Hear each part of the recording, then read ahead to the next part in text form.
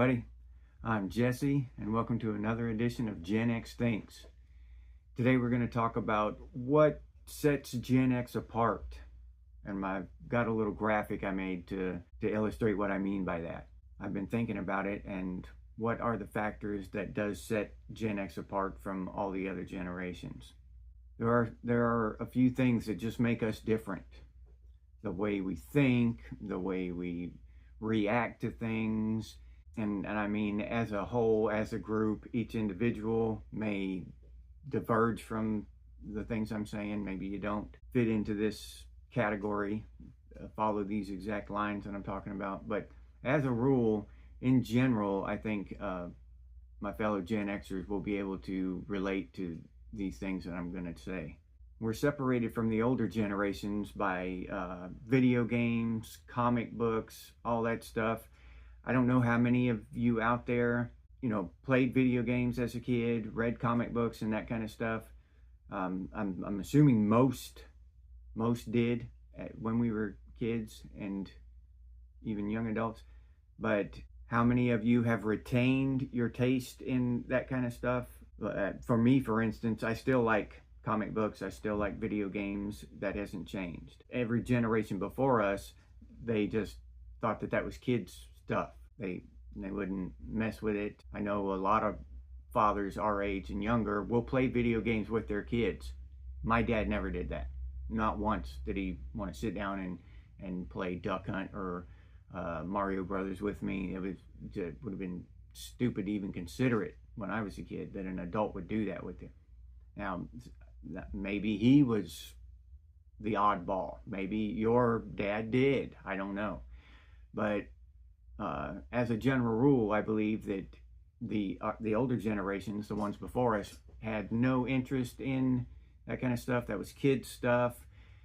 But as we grew up, so did video games and comic books. They evolved with Gen X.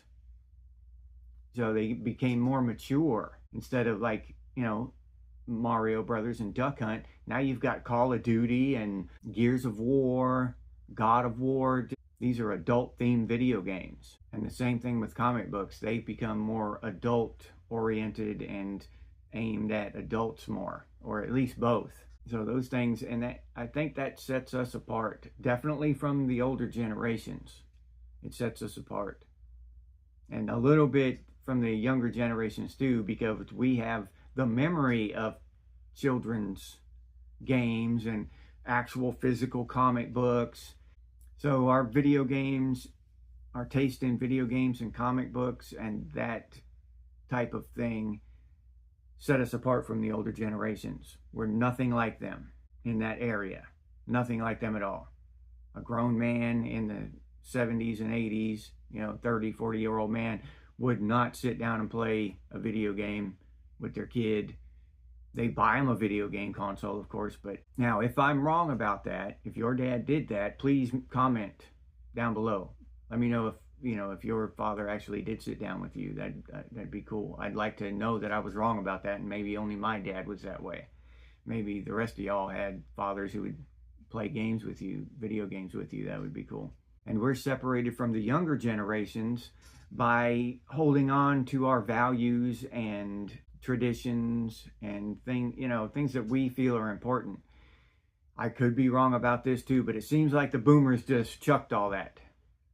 They just threw all that behind them, and they're into all this new radical stuff that's going on.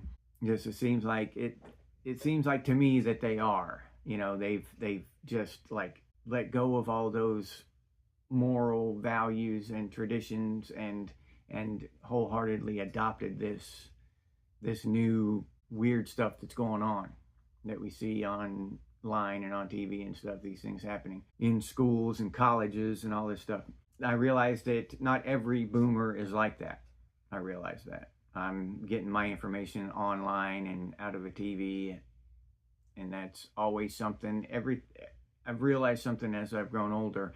Everything I learn is something someone else told me. That's a key factor in in realizing what's going on, because everything you learn is just something someone else told you. It could be a lie, it could be the person could be misinformed, person could be confused. They're just so many things, and it's definitely tainted by that person's own beliefs, and you can say the same thing in two different ways and it mean completely opposite things, you know what I mean? So I take everything with a grain of salt.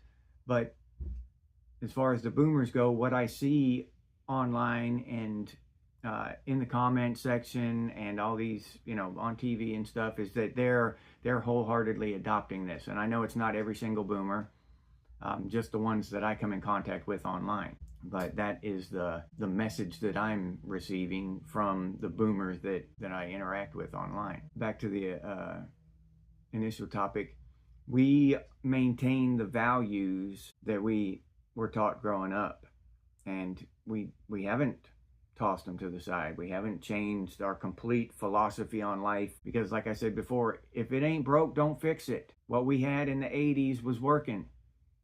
I'm talking about basic philosophy, the way you treat other people and interact with other people, that kind of thing. Now, the economy and all this crap that the government takes, of course, it's been bad our entire lives. And I heard that statistic that we are the first generation in the history of the world who aren't going to have it better than their parents. The first. That's a sad and unsettling statistic. Apparently it's true. So we've brought our values and our morals and our ideals with us into this new digital fake AI age, and it sets us apart. It really does, because we question too much, number one. Now, speaking for myself, now every time I see something, I've got to go around, and if I find it interesting, I'll go around and check other places to make sure it's real. Used to be you couldn't believe anything that was said. Now you can't believe anything you see because of AI and its ability to generate these completely realistic images. With our set of values and our propensity to question things and be cynical, we're completely different than the mainstream boomers, millennials, Gen Z. We're separate. Now it seems like they're all on board with this stuff, or at least most of them are. Maybe that's just the very loud and very vocal minority. Maybe that's what it is. But it seems to me like they're on board, and we're over here to the side with our own set of values and beliefs, and we're clinging on to them. We're not tossing them to the side and adopting all this new stuff that's coming down the pike. Another thing that sets us apart is that we are very independent as individual people. We're a group and we identify with each other as that group, but each individual in that group is fiercely independent, and we get stuff done on our own. We spent, from the time we were kids all the way up until now, we've had to figure out how to get things done, how to fix things, how to achieve goals, how to make money. From the time we went around mowing people's lawns for $1 a lawn or whatever, until now. A lot of us have never had the money. We couldn't afford to hire a plumber for $200-300 to come and fix a leak, so we had to figure out how to do it ourselves. Before, there was YouTube videos on every subject and you could just look it up. Now, I don't know why anybody'd call a plumber now. I watch a YouTube video. I've fixed our washer and our dryer from YouTube several times. Just replacing parts, but still, I didn't even know what the part was called until I looked it up. So it's easy now, but back in the 90s, before we had YouTube and all that, you had to figure it out the hard way. I know the difference between the two, trying to fix something without the internet and now trying to fix something with the internet. Anyone could do it now. There are tons of videos on every single problem you could have in a house or a car even. Back then, we had to figure out how to do it ourselves through trial and error, or maybe call somebody. If your uncle was a mechanic or your uncle was a plumber, you could call them or something, you know what I'm saying? And get it done that way. But you figured it out and you learned. And now, even with these YouTube videos on everything, people aren't like that. They don't think they can do it themselves, so they don't even try. And that's one of my biggest, I would say, pet peeves with people in general, is the words can and can't. Oh, I can't do that. That's not true. You've just never been in a position where you had to do it. When you're in that position, when you have to do it, then you figure out that you can do it. That's the difference between I can do it and I don't want to do it. I don't even want to try. Say that. At least be honest. I don't even want to try. I don't feel like trying. Don't say you can't. Generation X is independent and resourceful. We figure out how to get it done. We figure out how to make the money. We figure out how to fix the pipe. We figure out how to get our car back on the road because we have to. We've had to. We know we can. And you'd be surprised at how many people out there think they can't do whatever it is that needs to be done because they've never had to. Now they have Uber and all this stuff. You know what I mean? Back in the day, you want to get somewhere, if your bike had a flat tire, you better figure out how to fix that tube and get back on the road. There wasn't no Uber or your car with whatever.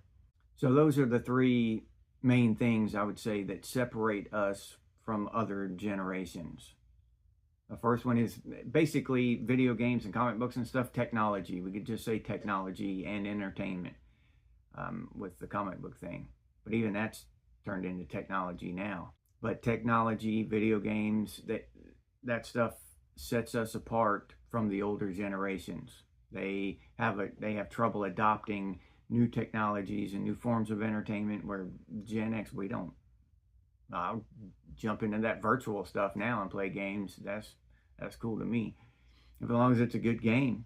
The older generations, I don't think they ever understood video games, and I know they didn't really adopt them and accept them as a form of entertainment, like movies and radio, music, stuff like that. And that second one, our values that we learned growing up and adopted growing up, we're not abandoning ours for the most part. The majority of Generation X, we're not abandoning our values. We're holding on to them, where the other generations, older and younger, seems to me now, I could be wrong, they're tossing those values to the side for whatever reason. Greed, acceptance, peer pressure, whatever. A lot of reasons. Probably each person has their own reason for making that shift, taking that turn. A lot of reasons, but it still equals the same thing. And the third reason I talked about was our independent nature. We get stuff done. We can get it done on our own. We figure out how to get it done, and we get it done. No other generation is as fiercely independent as we are, and capable, resourceful, resilient. These are traits that we have that the other generations don't have. They got to call a plumber or handyman or whatever. I'll fix it myself. Generation X will take care of business. And I'll leave you there with that. If you enjoyed this video, please like, subscribe, and comment down below. Let me know what you think about it. Let me know if you think I'm full of crap, or did I hit the nail on the head? What do you believe? If you'd like to support the channel by buying me a cup of coffee, I'll drop a link in the description below. Thank you. And if you're interested in Gen X gear, I've had several people ask me about it. I'll put that link down in the description as well. And if you have any ideas for topics of discussion, please put them down in the comments. I've made several videos now from subscribers who wanted to hear a subject talked about, and I really enjoy doing that. I enjoy hearing from y'all. I enjoy conversing with you in the comment section. So if you have any ideas you'd like to see brought to life in a video, please drop them down in the comment section. I really appreciate it. And as always, stay frosty, Gen X, and I'll see you on the next one.